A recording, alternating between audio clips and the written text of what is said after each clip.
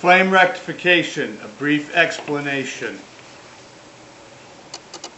Most of today's modern furnaces prove that ignition has been achieved, allowing the gas valve to stay open by a process called flame rectification. The flame rectification process uses a flame sensing rod, ignition control board, or module, and a properly connected ground, which you will see shortly, to prove the burners have ignited. The FS terminal in the red circle is for the wire that connects the flame sensor and the board. A flame sensor is a stainless steel rod that is surrounded by a piece of ceramic and conducts a small amount of DC current. There are many styles of mounting brackets. The flame sensor is mounted in front of the burner on the burner box and is enveloped in the flame during the run cycle. If proof of flame is not present, as in this example of the flame not making it across the crossover tube, the control will de-energize the gas valve and retry for ignition, or eventually create a soft lockout.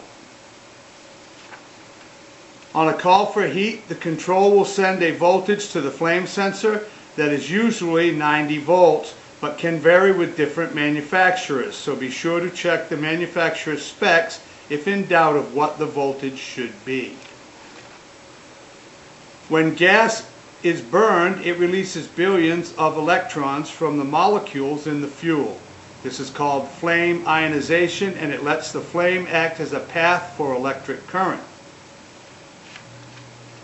The flame has a high resistance and acts like a load when the furnace control board applies an alternating AC voltage to the flame rod. The ions in the flame provide a high resistance current path between the voltage in the flame rod and the base of the flame. Here is a front view of the flame base. The flame sets on the burner retention head, which is also ground.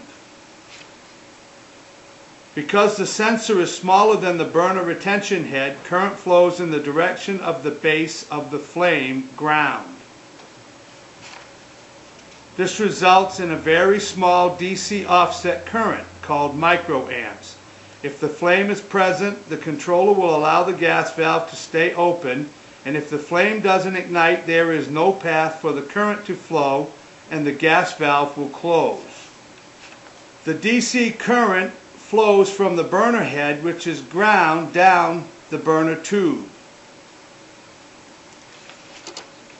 The DC microamperage will flow from the burner tube into the burner box and down this ground wire to the control board or module on the furnace. Always be sure this ground wire is connected as you see it here, never on the painted surfaces of the gas manifold. The resulting pulsating DC current is considered rectified and tells the board to continue the heating cycle. Grounding, what you need to know for proper furnace operation. Ground is the earth or any point in an electrical circuit that has the same potential as earth. All HVAC units must have a ground connection all the way back to the electrical panel to protect people from electrical shocks. Grounding connects any metal in the cabinet to the common point in the electrical disconnect box or service panel. If at any time line voltage comes in contact with the metal cabinet, it will become grounded and blow the fuse or trip the breaker. The safety ground is connected to the frame of a motor or appliance and provides an alternate pathway for electrons to travel to ground should a fault occur. The safety ground connects to the same terminal as the neutral wire at the service panel. The red arrows point to the connectors for both the neutrals and the grounds in the electrical box. The neutral wire normally carries current. The safety ground only carries current in the event of a short circuit. The grounding wire received its name because it is connected to a copper rod that is placed into the earth ground near the point where electricity is brought into the building. These rods are typically 8 feet long. Here we have an electrical panel connected to a primary grounding rod. A secondary may be necessary in some applications. Consult qualified and licensed professional if any doubt. Here is an animated view of a water main ground. The ground wire is ran from panel to water piping down the wood, jumping over to the bottom of the water pipe and going upward with 8 feet of wire making contact with the pipe. This wire should be clamped on in a minimum of 3 places.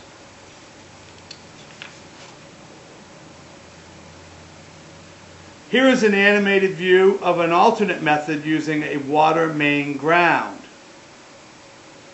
Here the ground wire from the electrical panel is going down the wood, jumping over to the bottom of the water pipe and going laterally with the water piping coming from outside.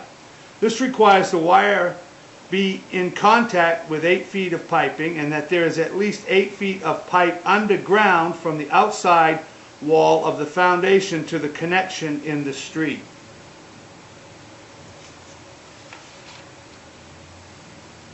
In order for the flame rectification circuit to operate without problems, we must have a properly grounded panel and a ground wire from the panel to the unit that makes a good connection to the unit's grounding screw. In some instances, you may even need to run a wire from the grounding screw to the grounding screw on the burner bracket because the paint on the furnace cabinet is acting like an insulator. This will assure the ground will work.